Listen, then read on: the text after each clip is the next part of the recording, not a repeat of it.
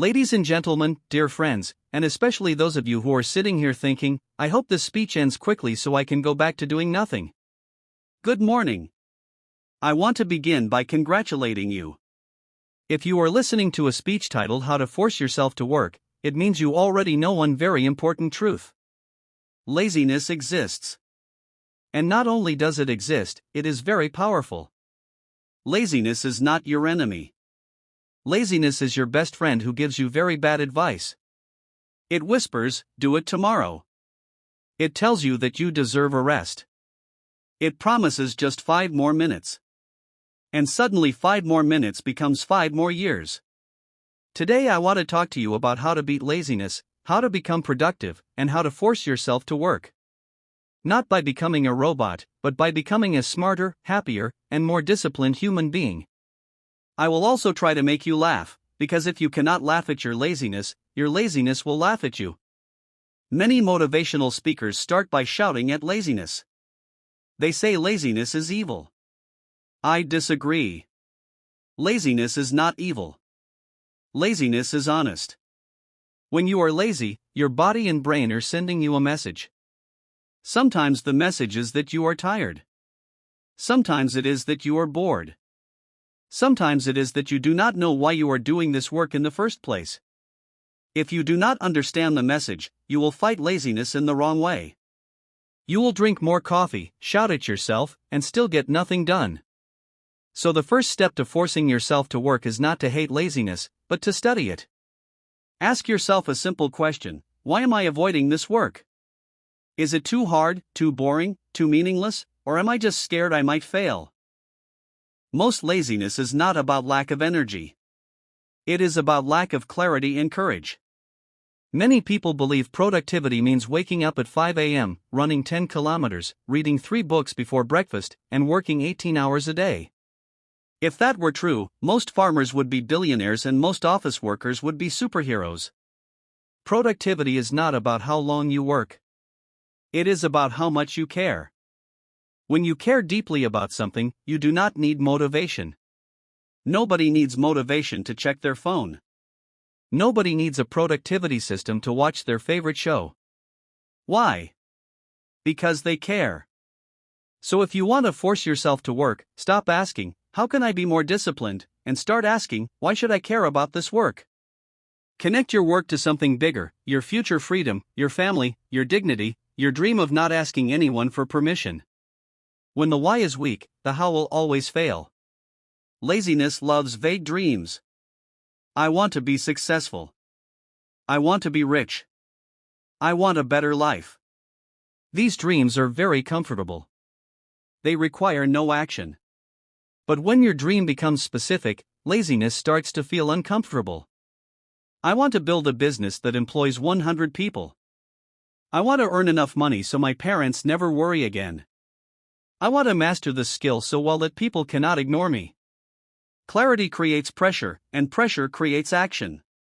Write your dream down, not on your phone where it gets lost between photos and messages.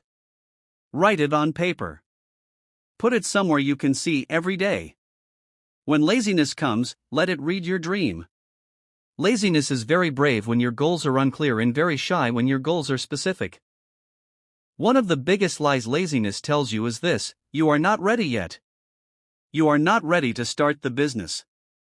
You are not ready to learn the skill. You are not ready to change your life. Let me tell you a secret: nobody is ready. If you wait until you feel confident, prepared, and fearless, you will wait forever. Confidence comes after action, not before it. Motivation comes from progress, not before it. The best way to force yourself to work is to start before you feel ready, before you feel confident. Action cures fear. Action cures laziness. If you are waiting for the perfect time, I have bad news. The perfect time is very lazy too. It never shows up. Laziness loves big tasks. Write a book. Start a company. Change my life. These tasks are so big that your brain says, "Let's do this tomorrow." But laziness hates small tasks. Write 1 paragraph. Make 1 phone call. Work for 10 minutes. When a task is small, laziness has no excuse. So here's a powerful trick: break your work into pieces so small that even your laziness feels embarrassed to say no. Do not say, "I will work all day." Say, "I will work for 5 minutes." Most of the time, once you start, you will continue. And even if you stop after 5 minutes, you have already won. Many people try to change themselves. Smart people change their environment. If your phone is next to you, laziness will use it. If your bed is nearby, laziness will negotiate with it. If distractions are everywhere, discipline will lose. Do not rely on willpower. Willpower is like a battery, it runs out. Instead, design your environment so that working is easy and being lazy is inconvenient. Put your phone in another room. Prepare your workspace in advance. Remove distractions before you start. Laziness teaches you a dangerous habit: feel good first, work later. Successful people follow a different rule: work first, feel good later. Satisfaction is a reward, not a requirement. Laugh at your laziness. Humor gives you distance, and distance gives you control. But do not excuse yourself. You can be kind to yourself without being weak with yourself. Laziness loves perfection. It says, if you can't do it perfectly, don't do it at all. Productivity is not about perfection. It is about momentum. Small and perfect actions done consistently will always defeat perfect plans that never start. Your real competition is the version of yourself who chooses comfort over growth. Every day you work when you do not feel like it, you win. Time does not judge you. Time only moves. 5 minutes of focused work today is infinitely better than 0 minutes of regret. If you want to be productive, you must become comfortable with boredom. Meaningful work is often boring before it is rewarding. Boredom is not a sign you should stop.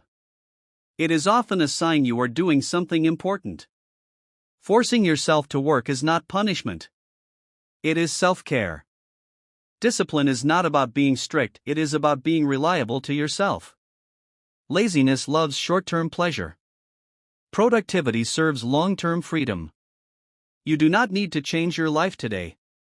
You only need to do the next right thing. Over time, discipline becomes identity. Laziness loses its power. Your future self is watching you, and your future self is either very grateful or very disappointed. So stand up, do the work, start small, laugh at your excuses, respect your dreams, and remember, the world does not reward comfort. It rewards value. Thank you, and don't forget like and subscribe, my friends.